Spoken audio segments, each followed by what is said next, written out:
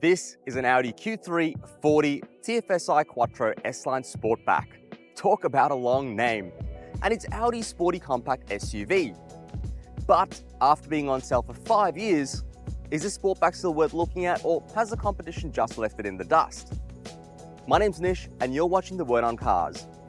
Let's find out. So, the Q3 Sportback's been kicking around since 2020 as either the 35 S-Line or the 40 S-Line. This one's the 40 and the highest garden variety trim level you can get.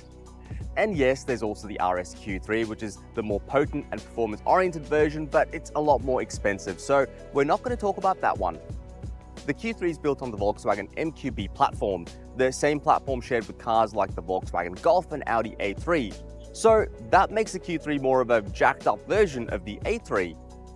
But it looks a part of an SUV, and unlike other SUVs, it actually looks sporty enough to be called a sports utility vehicle. That's what SUV stands for anyone that didn't know. What gives this such a sporty look is the sloping rear end compared to the standard Q3. This little SUV definitely looks good. But I gotta say that I'm quite surprised by how much attention this Q3 gets on the road. People seem to think it's a lot more sporty than it actually is. And it's unmistakably an Audi, no matter which way you look at the Q3 Sportback. This one's fully optioned with the Premium Plus package, which blacks everything out on the outside, throws in matrix LED headlamps with dynamic indicators, the whole swooping thing to make things a little more exciting on the outside, and headlight washers to keep those headlamps squeaky clean. And when it comes to colors, there's 10 of those to choose from. Ibis White is the only no-cost option, while the rest of the colors, including this one, Daytona Grey, which is my personal favorite because it really does make the body line stand out, giving this a brawnier look, will cost you extra.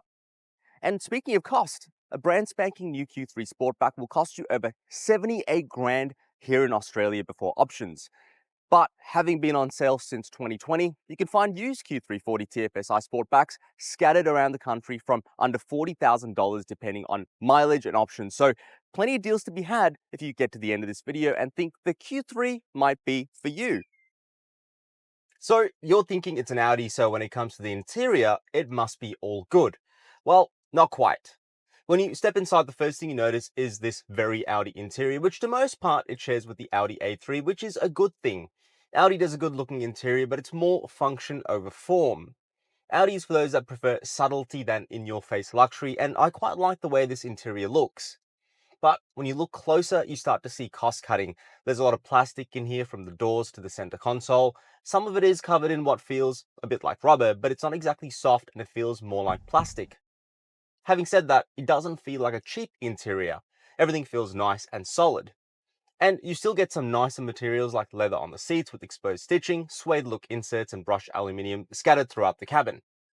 The Premium Plus package also throws in ambient lighting and a so-called panoramic sunroof, which is more just a sunroof with tilt and slide. It doesn't really extend into the back seat, so someone needs to explain what a panoramic roof is to Audi.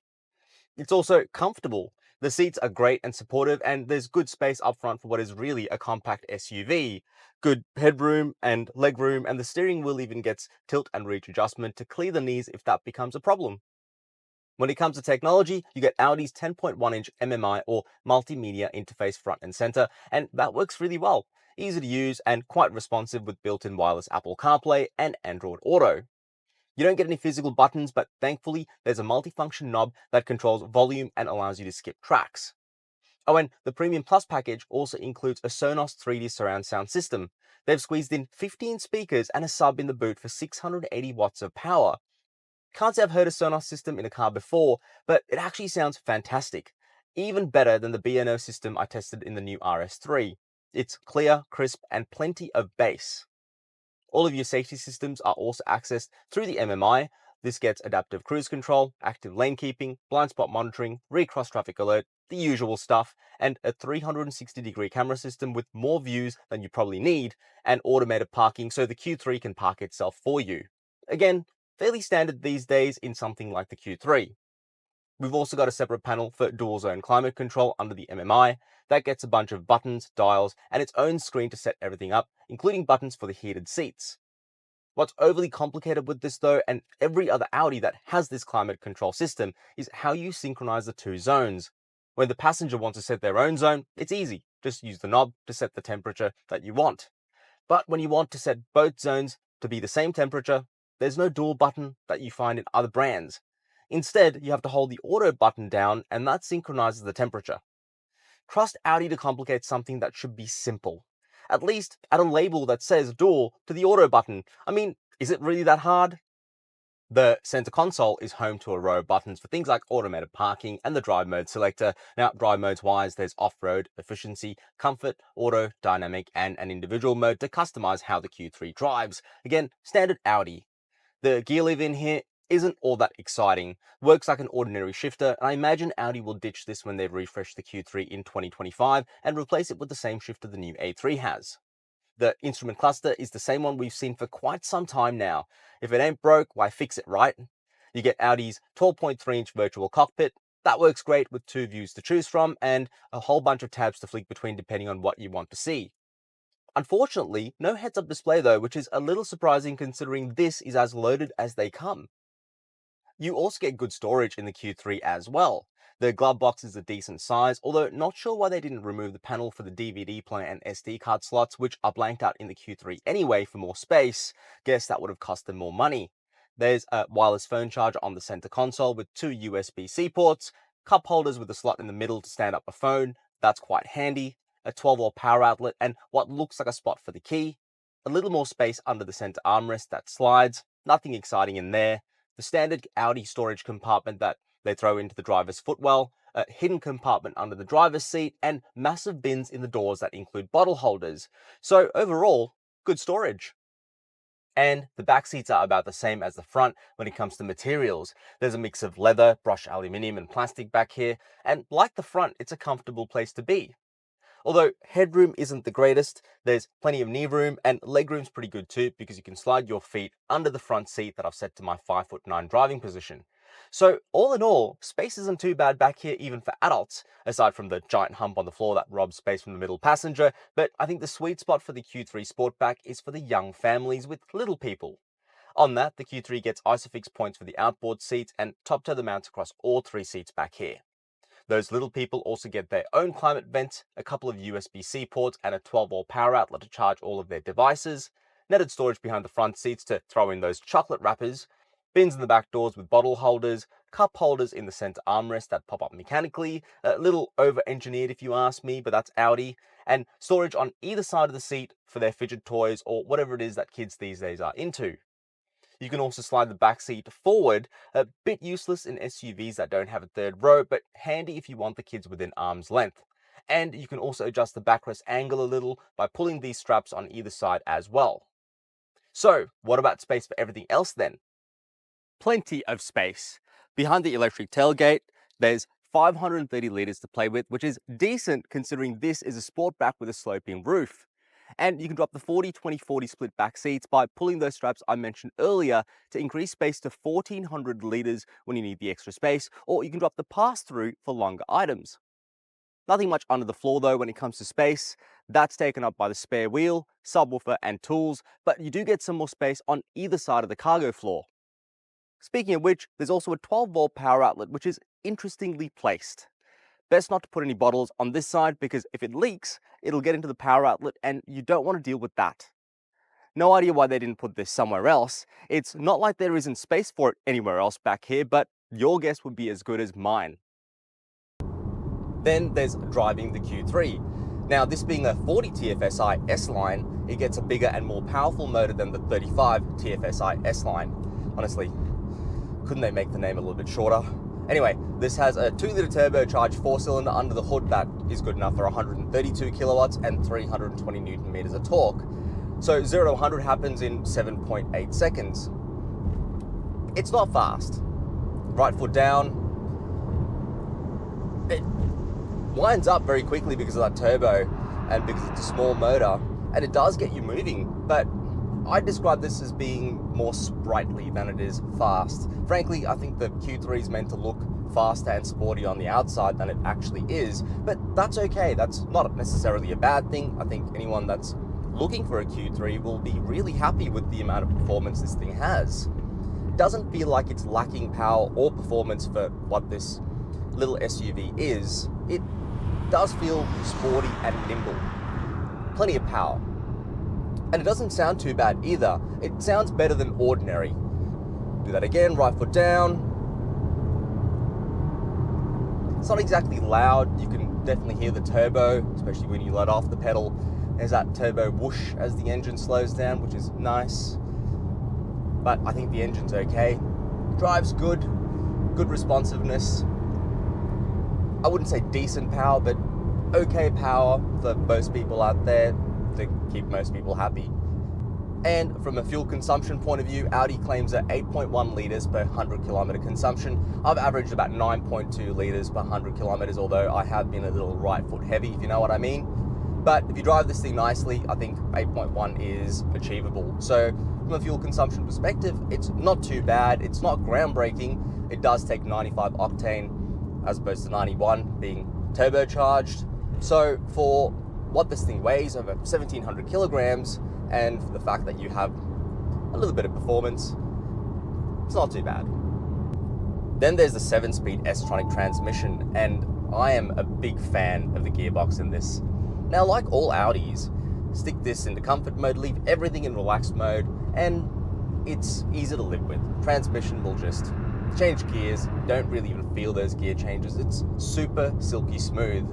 But throw this into dynamic, which this currently is in, and pop the gearbox into sport, use those paddle shifters, and bang, bang, bang. Gear changes are just as instantaneous as they could possibly be. I'm in third right now, over to fourth, it's done. Coming into a corner right now, in fourth, bang, changes gears so quickly.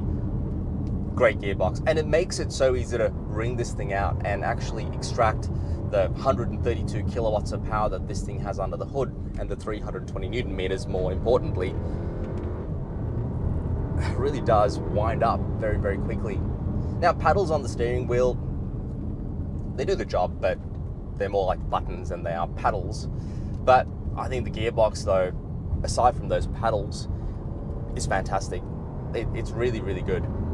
Now, even though this does have great gearbox, an engine that delivers a decent bit of power, enough power, the Q3 isn't one of those SUVs that eggs you on to go fast. It's one of those SUVs that makes you just chill and relax and just cruise.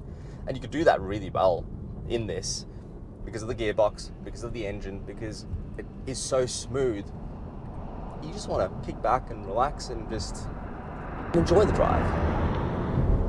Then there's handling in the Q3. Now, like I said, this thing's heavy. 1,750 kilograms of heavy. So there's a bit of weight to move around in this. Doesn't get adaptive dampers, and surprisingly, that's not even an option on the Audi option list for this. Audi loves their options, so I'm confused. But being an S-Line, this does get 20-inch wheels, wrapped in Continental Sport Contact 6 tires, great tires for what this SUV is. And this one does actually have optional S-Line wheels that look different to what you get with the S-Line package. They look great. Now, having said that, with big wheels, without adaptive dampers, it still performs quite well on the road. I mean, it handles most surfaces comfortably and absorbs imperfections on the road. It is on the softer side though, and the suspension does give it a bit more of a floatier feel. It does yo-yo up and down a little bit on rougher roads, but to most part, it's really a comfortable ride.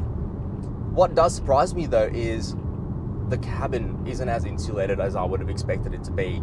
There is a bit of wind noise that comes through. There's a little bit of tire noise that comes through as well. I think because of the Sport Contact 6s in this, it's really managing that well. But on any other tire, I reckon that would come in too, and you'd be able to hear it. Now, it's not annoying. It's not going to drive you bonkers.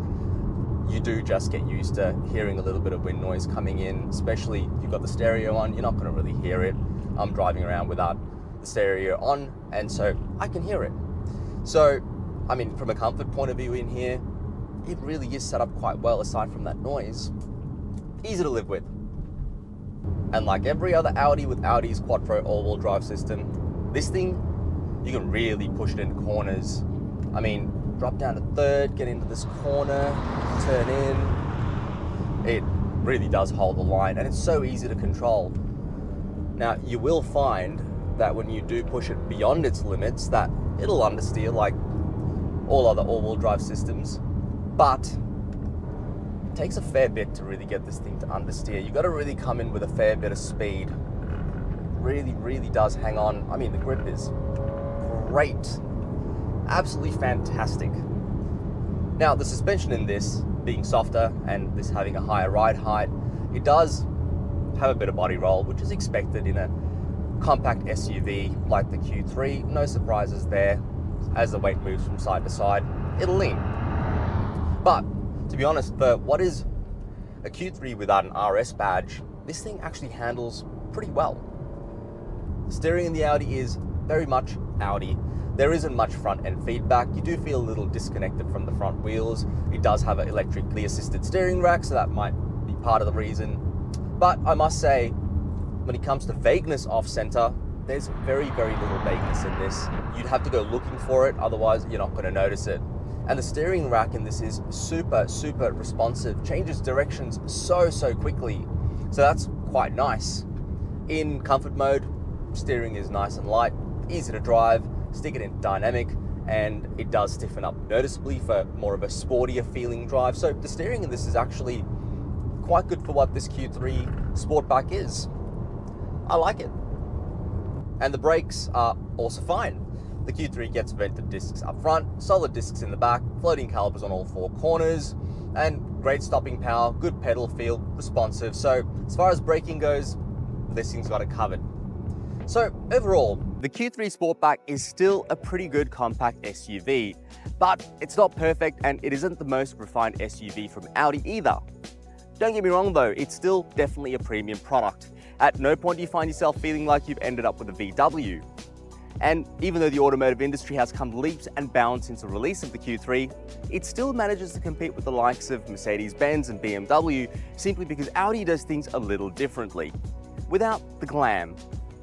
Like I said, Audis are all about subtlety, and the Q3 Sportback is no different. If you're looking for a compact SUV that actually looks sporty, is family friendly, and from the wheelhouse of a luxury brand like Audi, then the Q3 Sportback is still very relevant and a strong contender. Thanks for watching. I hope you enjoyed the video, and if you did, please hit that like button, make sure you subscribe to the channel, and I'll see you in the next one.